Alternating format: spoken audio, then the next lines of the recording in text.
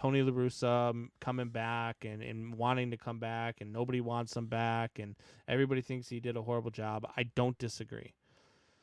But let's say he doesn't come back. There's that position that is open, and there's a San Diego Padres position that is open. So, Buck, would you rather manage the Chicago White Sox moving forward, a very good, young, talented team that has decent pitching and has a good bullpen, or would you rather coach the San Diego Padres, another very good, young, talented team? So when I think of these two teams, I think of like, because I'm a high school coach, right? I coached at the rich high school, and now I'm coaching at kind of the quote not so rich high school, right? The not so rich high school works a hell of a lot harder than the rich high school. Why? Because everything's given to those kids at the rich high school, right? So I want to coach the Chicago White Sox just because those guys on that team are reaching for that big dollar contract, right? That what the Padres have like a $700 million like salary cap next year, absolutely ridiculous. And so you don't have players that are going to play through sprained thumbs or sprained ankles, right? But the White Sox are going to have those guys because they want that next big contract.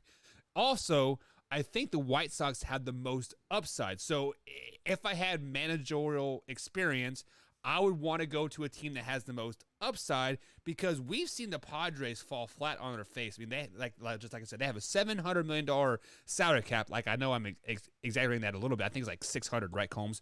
But either way, they have a lot of money out there, and they fail to make the playoffs. The White Sox at least made the playoffs.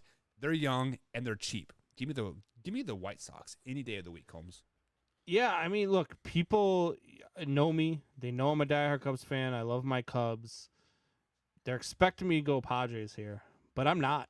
Look, one of my favorite players to watch right now is the young, talented players over in Chicago.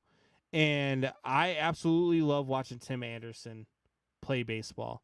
And that team right there is just a grindy young team, and they've got the bullpen right now to back it up.